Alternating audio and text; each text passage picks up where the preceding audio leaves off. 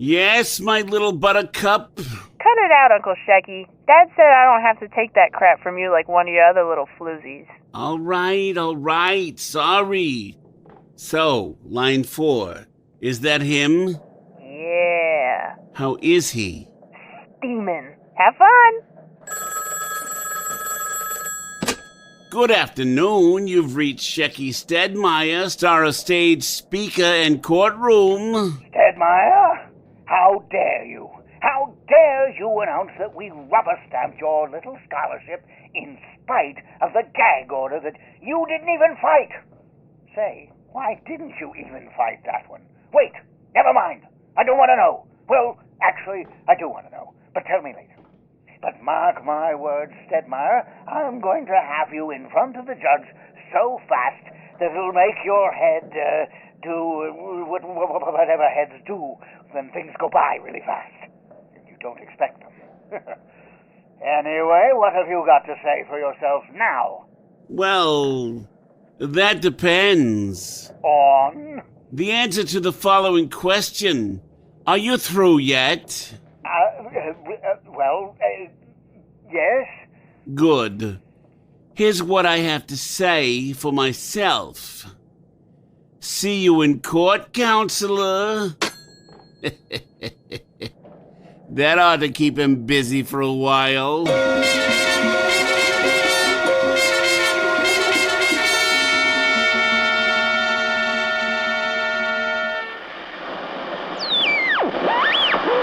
The following is transcribed.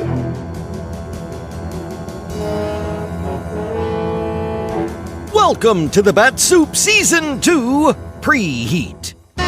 There's lots of gamesmanship in this episode, fellows and girls. Between lawyers playing 3D chess, actually one of them is playing poker, and a verbal fencing match between Clark Kent and the man known only as Sidney, this is a no-contact extravaganza. Until the Atom Man shows up, that is.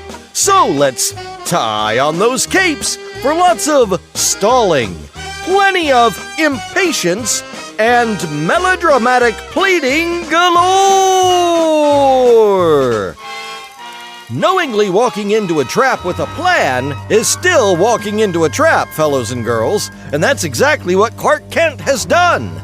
Will he get away with it? Let's find out in Part 9 of The Atom Man in Metropolis, as originally broadcast on November 19th, 1945. But first, it's...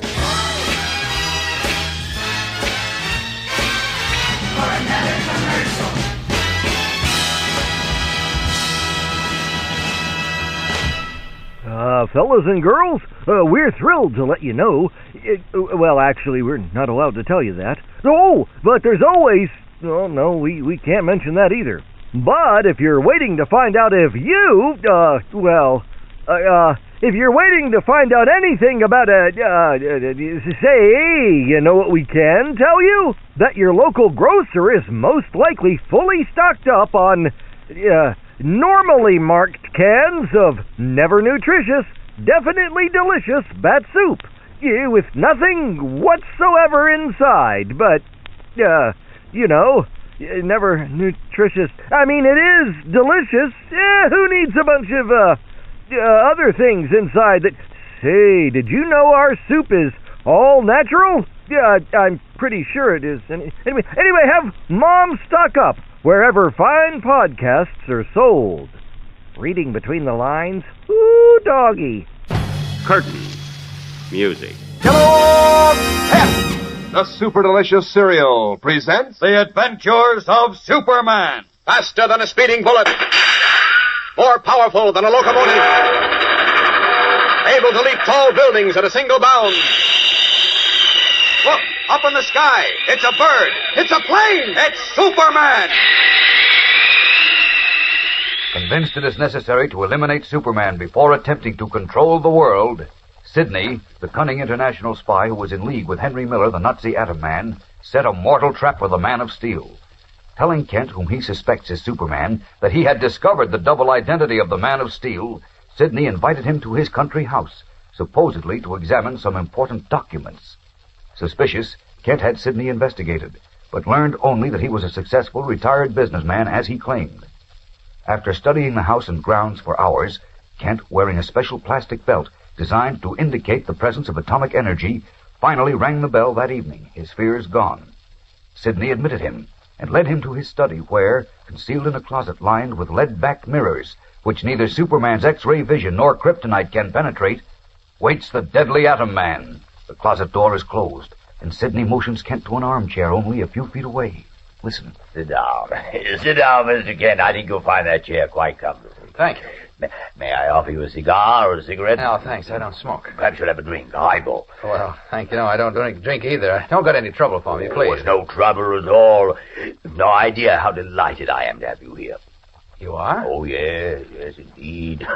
You see, I lead a pretty lonely life since I retired from business. I have no family. I happen to have enough money for my needs, and so I've nothing to occupy my time, except my hobby. I see. Yes, I believe you said your hobby was, Superman. Yes, that's right.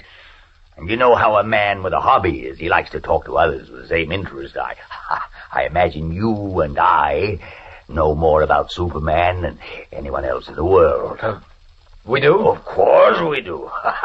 I, because I've given years of study and research to the subject, and you, for obvious reasons. I'm afraid I don't understand. Oh, come now, Ken. There's no need to be cagey with me. I told you that I discovered Superman's double identity, didn't I? I remember you mentioning it this morning, yes. But you don't believe it. Oh, I didn't say that. But you meant it. Oh, no. I don't blame you. Hundreds of men richer than I, powerful men, good and bad, have tried to discover who Superman really is. I rather flatter myself that it was I who finally solved the mystery. If you have solved it. Of course I have, of course. Took me a long time, a lot of work, but I solved it. All right, then. I'll ask you the $64 question. Who is Superman? Why, you, of course. I? Naturally. Couldn't be anyone else. You deny it? So I'm Superman, eh? Well, you're certainly very flattering. I've investigated story after story in which both you and Superman were involved. Most of them written under your name, by the way. Oh, well, that doesn't prove anything. Oh, perhaps not, but I've noticed a situation in almost every story which is the same. Oh? Each time, just before Superman appeared, you disappeared. And each time after Superman disappeared, you reappeared. Oh, haven't you ever heard of coincidence? And a coincidence repeats itself time after time. It ceases to be a coincidence, Kent. and don't you think it's strange, to put it mildly, that while other members of your staff were seen with Superman many times, you, who had more contact with him than anyone else, were never seen with him? Oh, you're sure about that I've never been seen with him? Oh, positive. I've got a filing cabinet in the closet here, filled with stories that prove my point. Let me show you them. No, don't bother. Well, there's no bother at all. It'll be a pleasure. Well, it isn't necessary. Since I wrote the stories, I know what's in them. Sit down again, please. I want to tell you something. Ready to confess? No. Look, Sidney. Hasn't it occurred to you that you're playing a pretty dangerous game? What do you mean? If Superman has another identity... He has. He's taken great pains to keep it secret. He's very powerful. He might resent your prying into his personal life. You can't frighten me, Kent. I've told you, I've made a long and careful study of Superman. He's honest, fair-minded, always on the side of truth. He certainly wouldn't persecute me for telling the truth. If it is the truth. Oh, it is, and you know it. Admit it, Kent. I'll admit nothing of the kind. You are a stubborn chap, aren't you? But I've got something in the closet that'll prove that I know what I'm talking about beyond the shadow of a doubt. No, wait, please. Oh, I've really waited long enough. Well, now. Just a moment longer, please. Now, sit down again. Well, what is it? I'm going to confess this much to you. Superman has taken me into his confidence now and then, you might say. Oh, really? Yes, and so I happen to know that right at this moment he's in great danger. Amazing. What sort of danger is he in? Well, I can't tell you the details, but, a certain person, a person more powerful than he is... A person more powerful than Superman? It's impossible. I tell you it isn't. This person is looking for Superman to destroy him. And then destroy all civilization. Fantastic. Well, it may be, but it's true. Now, suppose you publish your report stating that I or anyone else is Superman. Just you. All right. You say in print that I am. Don't you see that you're literally condemning me to death? Yeah, well, I hadn't thought of that. Then think of it now. And promise me to forget all this. Forget it? Well, to keep it to yourself, anyway. You're asking a great deal, Kent. Why? But I'll make a bargain with you. What's that? Admit that you're Superman. No. Just to be in confidence. I deserve to know the truth after all the work I've done. In return, I'll promise not to reveal your secret. What do you say? No. I'll make you admit it. I got the proof right here. You're just wasting your time. I don't think so. Wait. Just a second, Kent. Great Scott. What's that noise? It's my belt, my detector. Your what? My detector belt. There's kryptonite around here. Atomic energy. But where? I can't see it. I'm beginning to feel it, but I can't see it. Staring about wildly, Clark Kent feels himself growing weak as the emanations of the kryptonite in the Atom Man's blood reach him through the slightly open closet door behind him. We'll return in a moment for the exciting climax of today's episode. But right now, let's stand by for a word from our announcer. Say, gang, here's something I noticed about those new comic buttons you're all collecting from packages of Kellogg's Pep. Maybe you've noticed it, too. How every single one of those funny sheet characters looks so doggone happy. Yes, sir.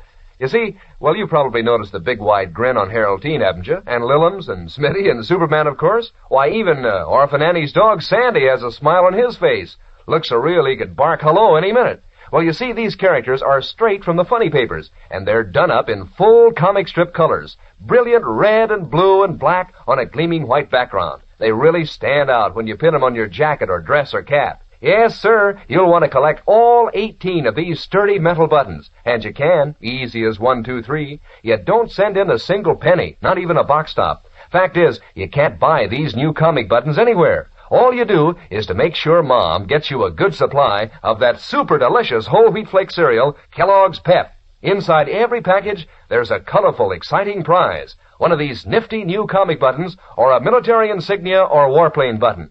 Remember, you get these swell prizes only in packages of P.E.P. Pep, made by Kellogg's of Battle Creek. Now back to the adventures of Superman. Pretending that he wanted something in his lead-lined clothes closet, Sidney opened the mirrored door a few inches. At once, the special radar-like belt Clark Kent wore sounded a high-pitched warning as it instantly detected the presence of kryptonite in the bloodstream of the Atom Man who was in the closet. Dazed and frightened, Kent stares wildly about. There's kryptonite around here. But where? I can't see it. Did you say kryptonite, Kent? Yes, I can feel it. And my belt detects it. Where is it? You must be mistaken. There's no kryptonite here. There is, I tell you. Wait a minute. That closet. I can't see into it. You, Sidney. You tricked me. You must have. In there. Where are you going? Must get out of here. Come on. I must. Through that window. Up. Where's strength going? I can't get up in the air. Up. The great Superman's wings clipped. He can't fly. Come out of the closet, Miller. Get out of here. We were right. Clark Kent is Superman. Of course he is, didn't I tell you? Miller. Yes, and this time you won't escape. No. Keep away from me. I must get away. He went through the window. It's all right. He's on his hands and knees. He can't get away. Come on, through the window after him. Well, how could I get through a window? I'll use the back door. You go out and hold him, Miller. I'll hold him, all right. No, Miller. Keep away. You got away from me once, but not this time. When I turn the switch on the converter... No. There. Now, Superman alias Clark Kent, No! You hear my atomic core? No! You feel the green lightning? No! This is the end of you! No! The end!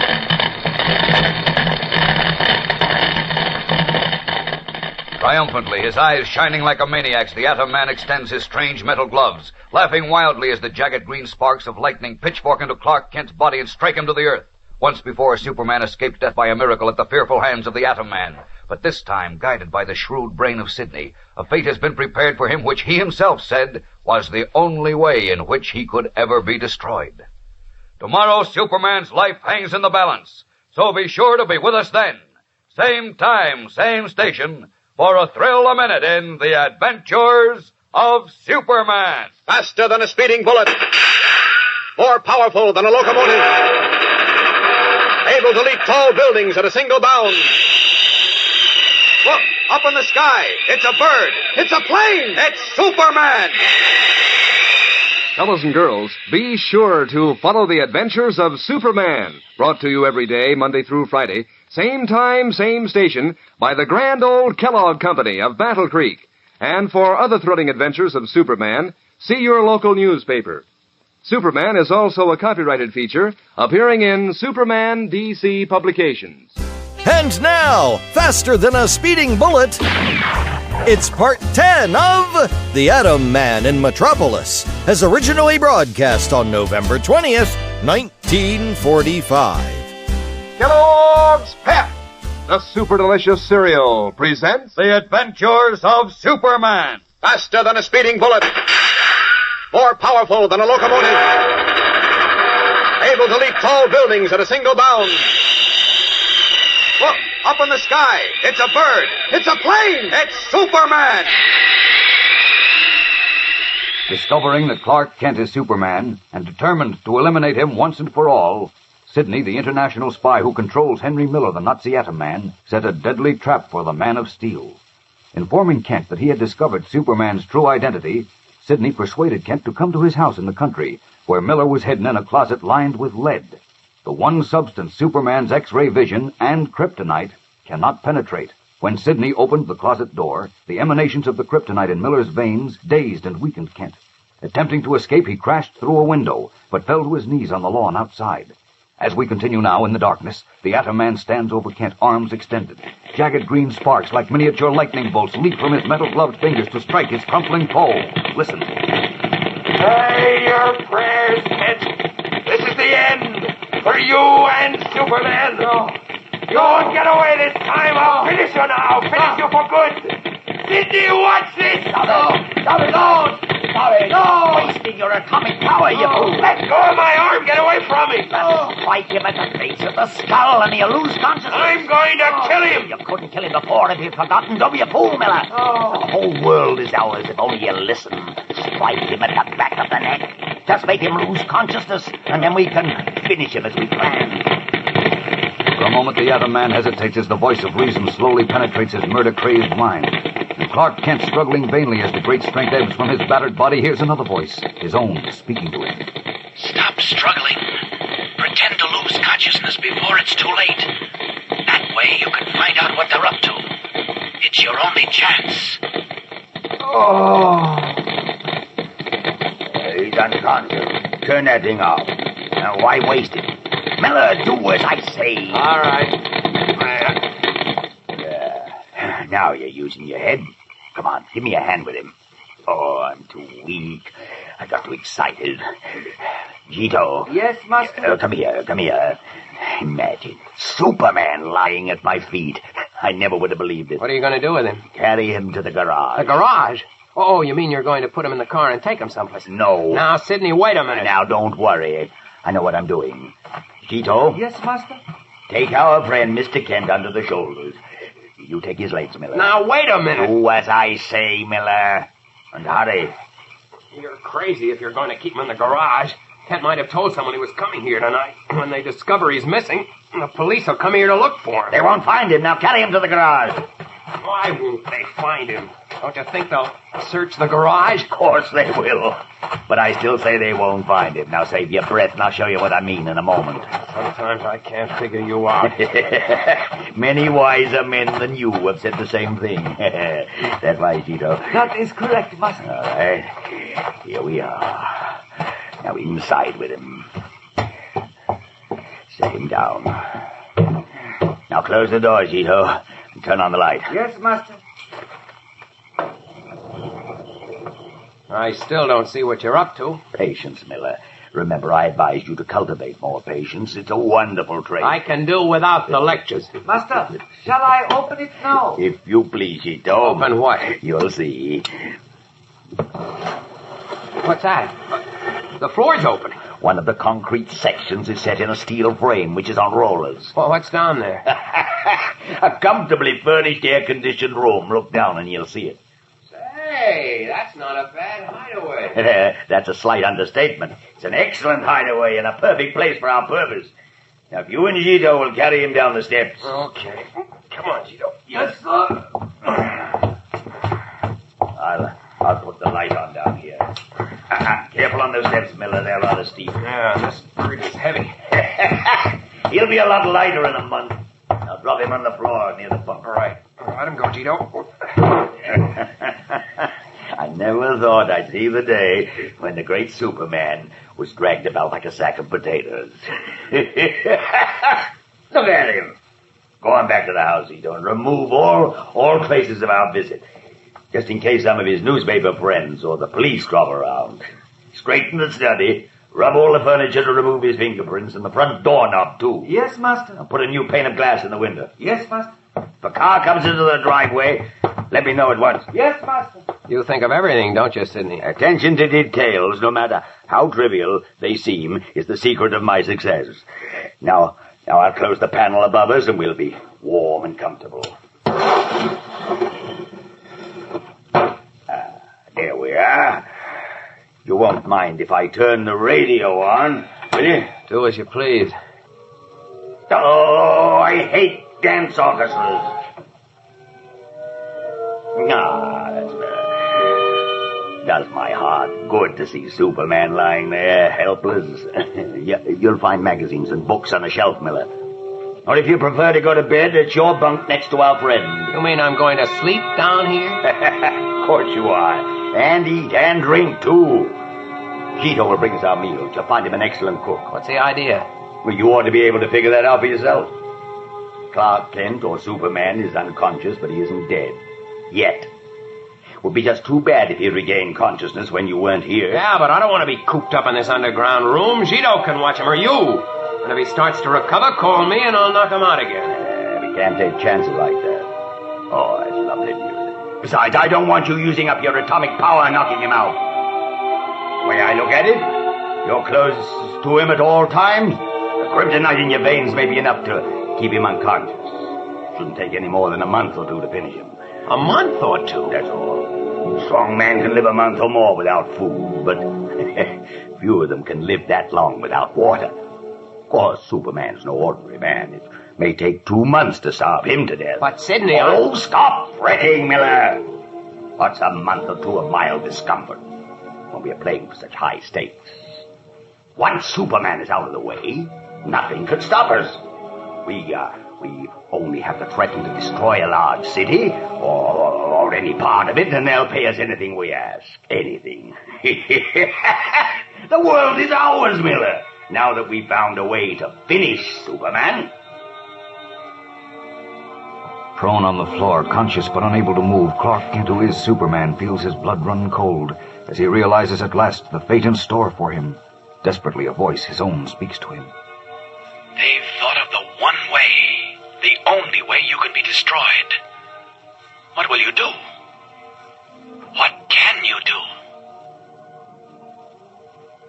Desperately, Kent minds races, trying to figure some way out of his seemingly hopeless position.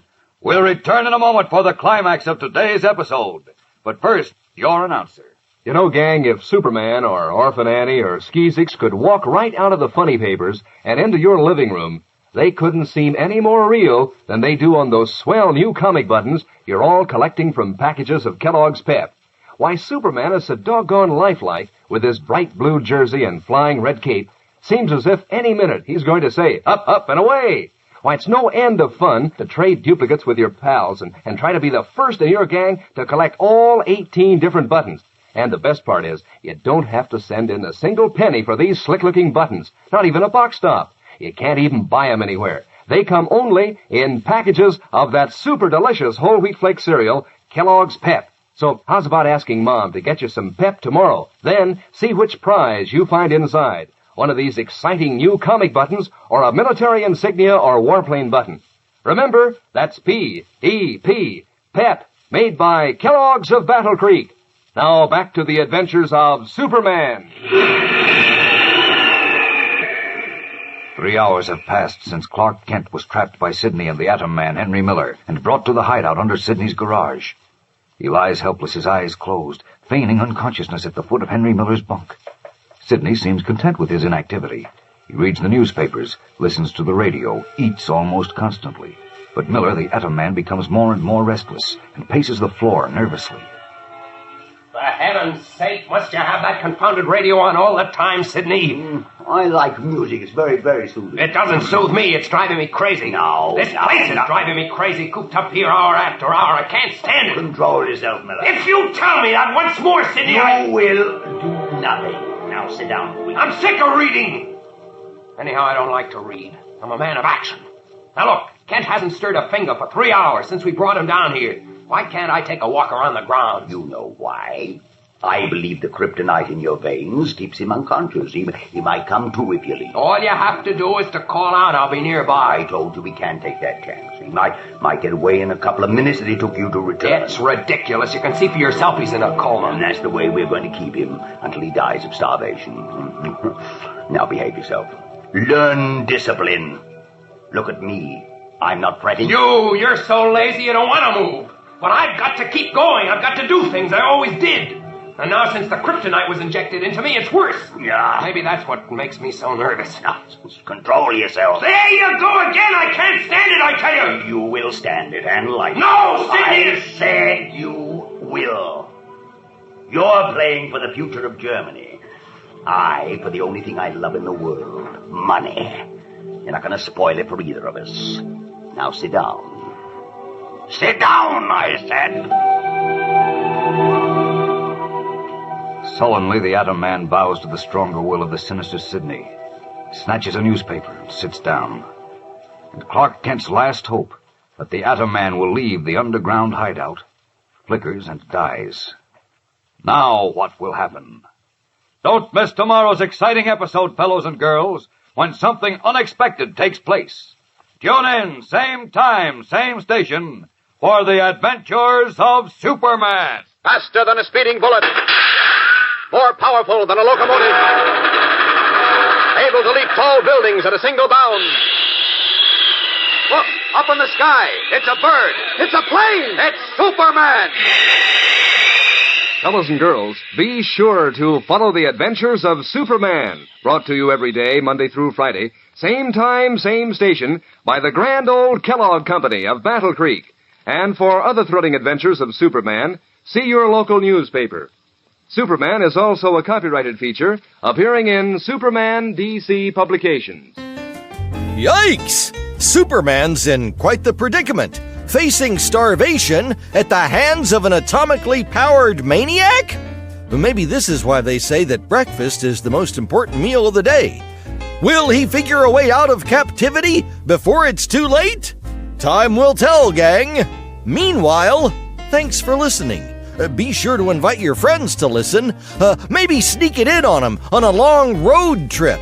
Or they could find us on their favorite podcatcher or YouTube or Facebook. We'll see you next time, fellows and girls. Until then, up!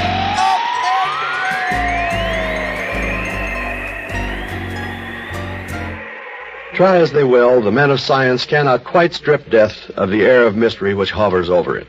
Especially is this true when they are considering a death which occurred under circumstances as strange as those that surrounded the passing of Nicolette Bourget.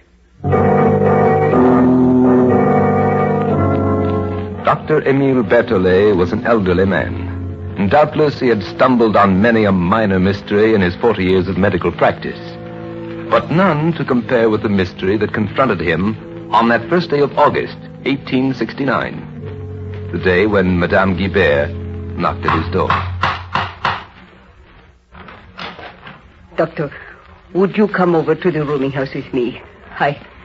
I'm afraid something has happened to one of my boarders. As Dr. Berthollet accompanied his neighbor down the street, she explained what had happened. It's Mademoiselle Boucher, Doctor. She's a young woman in 307, a very nice young woman. She's been with me almost 2 years, and every morning I wake her at 7:30 sharp. But this morning, Doctor, this morning she didn't answer. You're sure she spent the night in her room? Oh, yes. I was still up when she came in. You heard nothing during the night? Not a sound. And if there had been one, I would have heard it. I'm a very light sleeper. This young woman is in good health? The very best of health. When they had climbed to the 3rd floor of the rooming house, he too knocked on the door of room 307. Mademoiselle! Mademoiselle Boucher! Wake up, mademoiselle! The door's locked and bolted on the inside. Yes, so she must be in there. Dr. Berthollet leaned his full weight against the door and shoved sharply with his shoulder. The lock yielded and the door flew open. Doctor, she is not here. Apparently not. But I don't understand. The door was locked from the inside. And look, so are all the windows. There's something else I don't understand. Don't you smell it? Stale smoke. Yes, I do. As if something had been scorched. But what could it be? There is nothing burnt in here. No.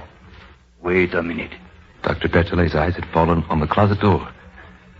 He strode quickly over, looked behind it, and then he staggered back with a gasp of horror. Mon Dieu. Doctor, what is it? Stay back, madame. She's not a pleasant sight. You mean Mademoiselle? Yes. Her body's been almost consumed by fire. Yes, there in that room, behind locked windows and a bolted door, where the acrid smell of stale smoke gave the only hint of what had happened, where there was no trace of fire on any of the fixtures or the furnishings, there lay the body of Mademoiselle Boucher, burnt almost to ashes.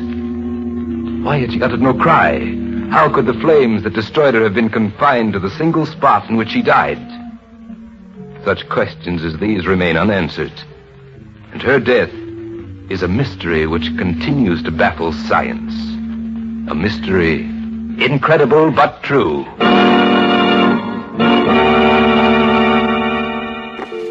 Hello?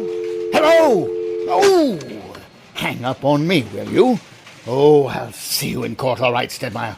And you'd better be ready because... Wait. He should know that he hasn't got a chance. What is he up to? Oh, this is just like college all over again. He always did know how to press my buttons. So the question is he bluffing, or does he really know something that I don't? Blast him! Lorraine! Yes, Mr. Philpott? Better get my bicob. It's going to be a long night.